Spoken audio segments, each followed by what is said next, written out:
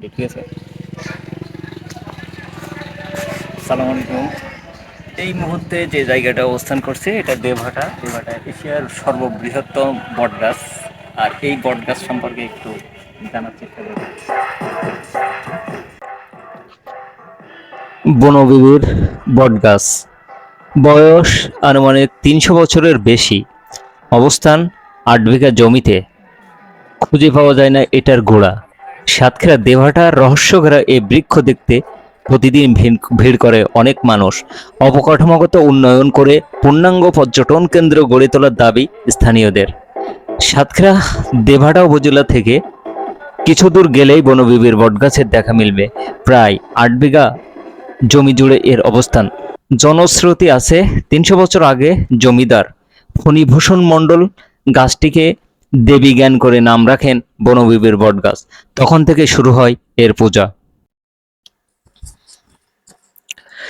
বনবিবির বটতলা, যার সৌন্দর্য প্রকৃতিপ্রেমীদের মন কাড়ে।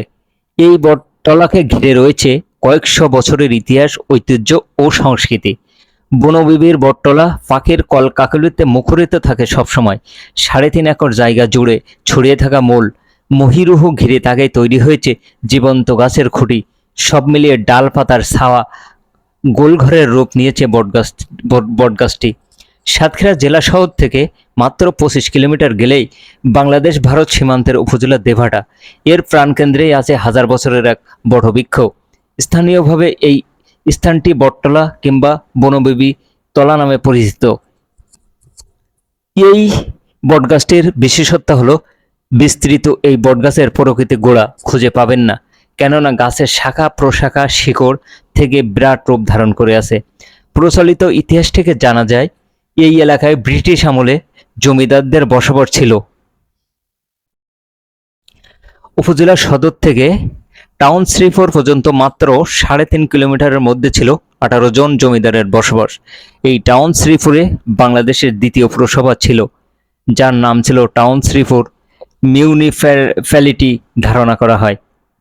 ব্রিটিশ আমলে তার বহু আগে এই বটগাছের জন্ম। তবে কিভাবে জন্ম তা আজও অজানা। তবে ধারণা করা হয় এই গাছটি ৩০০ বছরের প্রাচীন। জানা গেছে অতিথি সাধু সন্ন্যাসীরা এখানে ধ্যানে মগ্ন থাকতেন, দেবদেবীর পূজা অর্চনা করতেন। আবার অনেকে মনে কামনা পূরণের নির্জনে এসে বনবিবিকে মনের কথা শোনাতেন। তবে কালের বিবর্তনে এখন আর কোনো সাধু সন্ন্যাসী এসে এখানে বসে না, থাকে না কেউ ধ্যানে মগ্ন। বনজীবীদের বিশ্বাস বাদাবনের রক্ষক বনবিবির সঙ্গে অদ্ভুতভাবে সম্পর্ক আছে এই বিশাল বটের। এর পাতায় পাতায় মিশে আছে বনবিবি। তিনি বনজীবীদের কাছে স্বমহিমায় পূজিত লোকজ দেবী। তবে স্থানীয়দের মুখে কিছু গল্প শোনা যায়। কয়েকশো বছর আগে সেখানে জঙ্গল ছিল। বনে যাওয়ার আগে বনবিবিকে স্মরণ করত সবাই। সেই থেকে বনবিবির বটতলা হিসেবে পরিচিত লাভ করে এই জায়গাটি। অনেকে বিশ্বাস করেন বনবিবিকে স্মরণ করে বনে গেলে বিপদ আপদ থেকে রক্ষা পাওয়া যায়। পরবর্তীতে মানুষের লোকজ বিশ্বাসের তৈরি হয় বনবিবির শক্ত ভিত। বনজীবীদের কাছে তিনি অরণ্যের দেবীরূপে পূজিত। লোকবিশ্বাসে তিনি কখনো মুরগির রূপ ধারণ করতেন, কখনো বা বাঘ। আরো কিছু বাসিন্দাদের কাছে শোনা হয়, যখন তাদের অভিমত এমন ছিল, বাপদাদার মুখে শোনা এই বনবিবির বটতলার ইতিহাস। কয়েকশো বছরের অধিক বয়সী এই বটগাছ।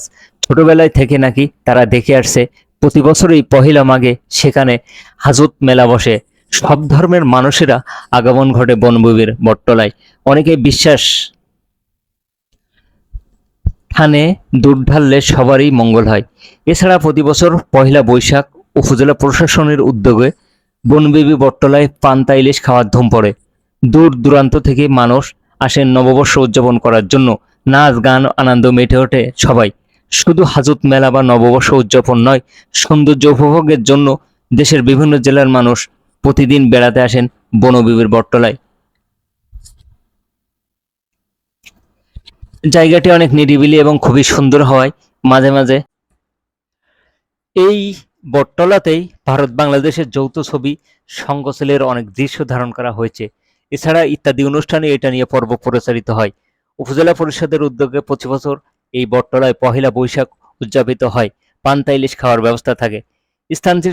স্থানটির চারপাশে এখন বসতি গড়ে উঠেছে, তাই ধীরে ধীরে এই বটতলাটি নিজস্ব স্বকীয়তা হারিয়ে ফেলছে। কিন্তু উপজেলা ঐতিহ্য আজও ধরে রেখেছে বনভূমির বটতলা।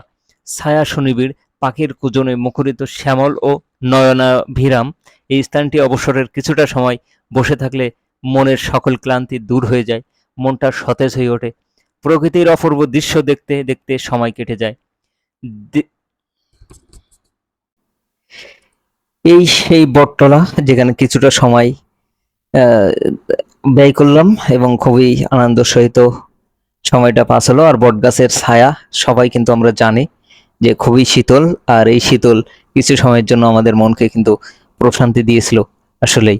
তবে কালের বিবর্তনে হয়তো গাছটি একসময় হারিয়ে যেতে পারে, এজন্য প্রশাসনের উচিত এই গাছটি সংরক্ষিত করা। কারণ 7 বিঘা 8 বিঘা জমির উপর একটি বট গাছ, আর এই বট গাছের আসলে এই গোড়া কোনটা, কে মূল গাছ, এটা কিন্তু কেউ জানে না। এজন্য স্থানীয় প্রশাসন সহ স্থানীয় জনপ্রতিনিধি যারা আছে সবার কিন্তু উচিত এই গাছটার প্রতি নজর দেওয়া এবং গাছটি সংরক্ষণ করা। কারণ বিরল এই গাছটি ইতিহাসের সাক্ষী হিসাবে বছরের পর বছর দাঁড়িয়ে আছে, কয়েক শত বছর। আর আপনি যদি এখানে যান অবশ্যই অভিভূত হবেন এই গাছটি দেখে, যে আসলেই সৃষ্টিকর্তার কত অপরূপ সৃষ্টি। দেখেন, আমি যতটুকু পেরেছি আপনাদের দেখানোর চেষ্টা করেছি। আর আমার চ্যানেলে যদি আপনি নতুন হয়ে থাকেন এবং আমার ভিডিও যদি ভালো লাগে তো অবশ্যই সাবস্ক্রাইব করে পাশে থাকবেন। আসসালামু আলাইকুম।